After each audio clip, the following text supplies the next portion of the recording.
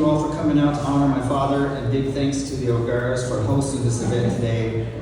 Your hospitality and kindness towards our family during this time is just remarkable, and we sincerely appreciate it. So I'm just going to give you all a quick biography of my dad as best I know it. Mostly centered around racing because that was a huge part of his life and identity. Arthur Lawrence Laski was born on May 24th, 1945 to Frank and Mary Laski in Torrance, California. His birthday would often fall on Memorial Day, which in Indiana is kind of like having your birthday on Christmas. But it was convenient for me in later years as I could come to Indy from California, celebrate Dad's birthday, and see the race in the same trip. Dad's delivery doctor, I found out just yesterday, was named Dr. Racer. They had no idea then that this would be a sign of things to come. In February 1954, his brother Kenneth was born, and just a few months later, their father Frank passed away at age 65, leaving my dad to be the man of the house at the young age of 9 without a father figure. He became an Eagle Scout as a boy, was also an altar boy in church, but along the way he developed a passion for cars. Before his 16th birthday, he bought an old 1934 Ford and turned it into a hot rod.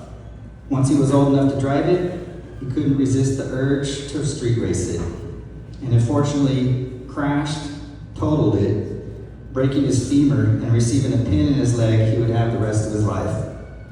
The only evidence I've ever seen of that car existed was a blue fender that he kept to this day. While traumatic at the time, it may have saved his life because that pin made him undraftable for military service and kept him out of the Vietnam conflict, from which many of his contemporaries didn't come home. In his senior year of high school, some friends introduced him to the girl that would become my mother, Marilyn Hamilton, who went to a neighboring high school. They got married in 1966, and in 1968, Mom became pregnant with me. Dad had friends from high school that had gotten very interested in racing, one of them competing at Riverside Raceway in the Mini Cooper class. And I've seen some Super 8 film footage of that Dad took, and those guys were crazy. They would draft like it was Talladega on a road course, and they had a hard time keeping those things on the track. But I digress. It was at this time when Dad was at the races at Riverside that there was a local hot shoot Porsche factory driver out there named Scooter Patrick, kicking everyone's butt out there. So my dad, jokingly, would come home, pat my mom's belly, and say, "How's my little Scooter doing in there?" Once I was born, they decided to name me after my dad, and I guess they couldn't really call me the same thing around the house, so Scooter it was. So if you've known me for a while and wonder where that came from, there you have it. As I got older, it wasn't so cool in school to have that nickname, but I never shook it from friends and family, and I'm glad I didn't, as to me it's a term of endearment, so feel free to call me Scooter if you like. But as I got older and my dad became my personal hero, I was proud to carry his name as I still am today. In 1970, my parents welcomed a baby girl, my sister Andrea, and we were a family of 4 for a while. By the time I was born, Dad had worked at some local garages and opened his own shop fixing passenger cars. Then his friend, John Lyons, bought a Corvette and they started dabbling in SECA road racing with it. Then in 1972, Dad was hired to maintain a 68 Corvette for a guy named Lynn Butler. The car had previously been owned by James Garner, just a little fun fact there. And Dad had become a lot of friends with the guys at Traco Engineering, who were building some of the fastest racing engines around at the time, and he picked up a lot of tips he carried forward for a long time. He built Butler's engine in the Corvette, and he ended up going undefeated for the season in the West Coast region of SCCA, which led to some other opportunities after that. He told me that one day, a big trailer pulled up outside the shop, and it said something like Paul Newman Racing on the side. He goes outside, and it turns out Newman wanted to hire him to maintain his race cars, but he would have to move to Connecticut, and with a young family at home, he didn't want to do that, and he declined the offer.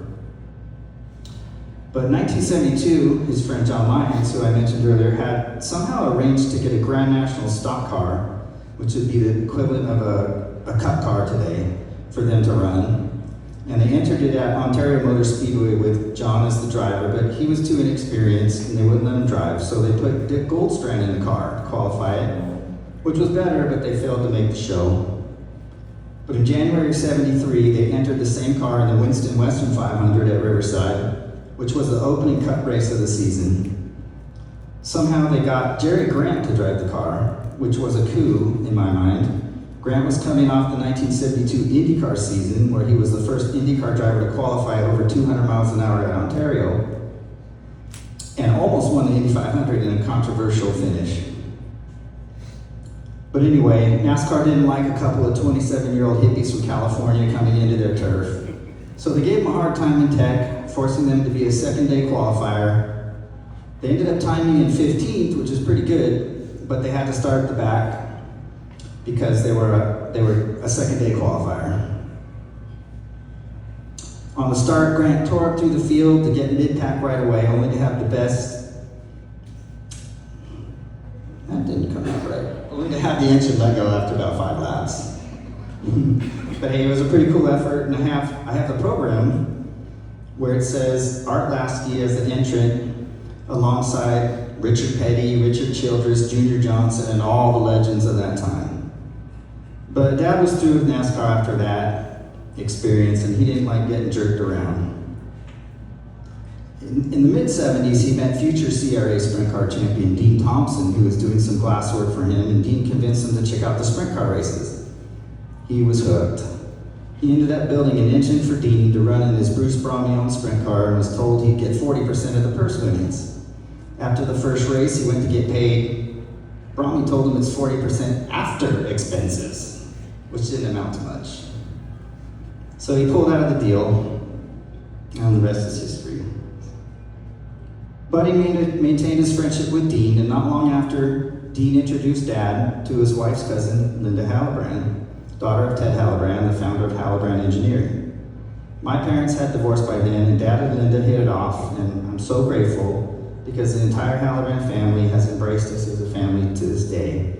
And Linda's definitely like my second mom, and can't imagine life without her. In 1978, Dad and I started racing quarter midgets together. We were going out to Pomona racetrack. Dad borrowed a truck from a customer to get us there. Inside the truck's tape deck was a tape by this unknown band at the time called Van Halen. We played it over and over again every time we went to the track for the next several weeks. And he liked this one song called The Ice Cream Man, and it's actually on the soundtrack here today. Those are great times, and I feel so blessed to have been able to do that with him. Dad continued to build sprint car engines as well as other automotive work for a living, and in 1980 he was asked to maintain the J.C. Agajanian sprint car that was the house car at Ascot. A lot of guys called it the penalty box. It was a Grant King chassis, getting a little older by then, but Dad did a lot of work to lighten it up, made it competitive, put an aluminum Donovan in it. They didn't win a race, but a highlight was a big race at Ascot where Shane Carson drove the car and finished third behind Steve Kinzer and Doug Wolfgang. During that year, he was approached by Cosworth about the possibility of building a midget to compete at the Turkey Night Grand Prix at Ascot. Dad had met Leland McSpadden when he drove Aggie's car, and Leland recommended using a Chuck DeLue chassis for the car, which was the same chassis he used for the Bailey Brothers sprint car he was driving at the time. So Dad built the car up to look like a clone of the Bailey sprint car, but ironically, Leland never drove it in a competitive race. He ended up moving on, and his substitute driver, Jimmy Sills, actually drove it and won a couple races. But he always liked to hire the top drivers. And guys like Mike Sweeney, Hank Butcher, Ken Nichols, Jeff Haywood, Bubby Jones were just a few of the guys that drove that car.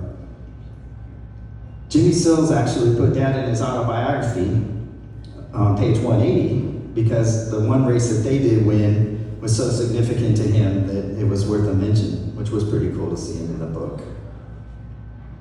So Dad and Linda eventually married and welcomed their first son, Jonathan, in 1982. Maybe not in that order.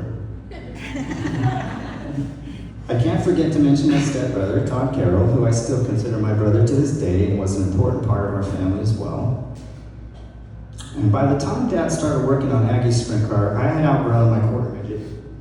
And my racing career was on hiatus while he pursued the sprint car and midget stuff, but I didn't care because I just loved being at the races, and I'd do anything I could to be with my dad at the garage every weekend if possible. I grew up at Ascot with Dad, and I wouldn't change it for a minute. In 1983, however, I got the chance to resume racing and went to Manzanita for my first race, and it didn't go well. But in '84, we started our first full season at Ascot on the quarter mile. We were fast pretty quick. I had a great chief mechanic, and we won some races. In 1986, we started doing some road racing, driving our karts on big tracks like Willow Springs and Riverside with the SCK organization, and we ended up winning the championship that year. At the awards banquet, Dad was awarded the Mechanic of the Year. The award was given to a mechanic who did not drive and was not affiliated with a kart shop. So it was a pretty big surprise and a great honor for him, and he was worthy of it because we wouldn't have won without him. That same year, Linda and Dad had another baby, our little brother Nicholas. Unfortunately, Nicholas passed away before reaching 4 months old, and it was devastating to all of us. But then in 1988, our little sister Stephanie Rose was born, and she was the apple of Dad's eye until the day he died. Dad continued building racing engines and working on racing cars, but by the mid-90s, his relationship with Linda was coming to an end.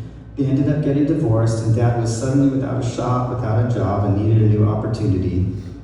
And after some hardships, he found employment at Toyota Racing Development through some contacts he'd made through the years.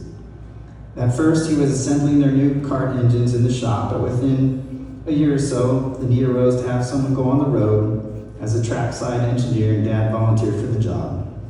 It took him all over the world and really transformed his life in a way. He got to go to Germany, Japan, Brazil, and all those countries that kart was going to back in the day. In 1999, TRD signed a contract with Ganassi Racing to be their engine supplier. The one stipulation is that they wanted a full-time engineer on site at their shop in Indianapolis, and Dad volunteered for the job, and Toyota moved him out to Indy. It was a tough decision because he left 2 younger kids at home, and it certainly curtailed the amount of time he could spend sending them, and me as well. But I couldn't have been more proud for the work he did and the contacts he made and the name he made for himself while in Indy. TRD and Ganassi won their first races with Montoya and ended up winning an IRL championship with Scott Dixon. And Dad gave me his championship ring for that season, and I'll cherish it forever. Eventually, TRD shifted their focus away from IndyCar and into NASCAR, and they started sending Dad to some NASCAR truck races. But he didn't enjoy that experience any better than the first time he dealt with NASCAR, so he decided to leave. He went to Speedway Engines, was a trackside engineer for their IMSA GTP program, supporting Alex Gurney. Not long after, the younger kids graduated high school and wanted to spend time with their dad, and they moved out one at a time to Indianapolis to live with him. And I'm really glad they did, because they got to recoup some time with him that they lost when he moved away. And I'm super grateful as their brother because they were there to take care of him when he needed it through some health issues along the way, and they were able to support each other up until the day he passed away. Dad's work journey had become a little less enjoyable for him in the last few years, and although he was working with some restoration shops, things were a little challenging for him. But he had started to work with Andy and Sarah in this fuel pump business, and every time I spoke to him, he was super excited. So I just want to thank the O'Garas again for giving him that opportunity and letting him enjoy what he was doing the last moments of his life. So those are just more of the facts, but doesn't really give the essence of him. Since he's passed away, I've heard from so many people talking about Art helped me do this or Art helped me do that. And if you knew him, he was just so kind. He was the guy who would buy your dinner if you went out with him, even though it might have been his last dollar in his pocket. So that's all I really have to say for now. Hope you guys have a great time, and let's celebrate Dad. Thank you all.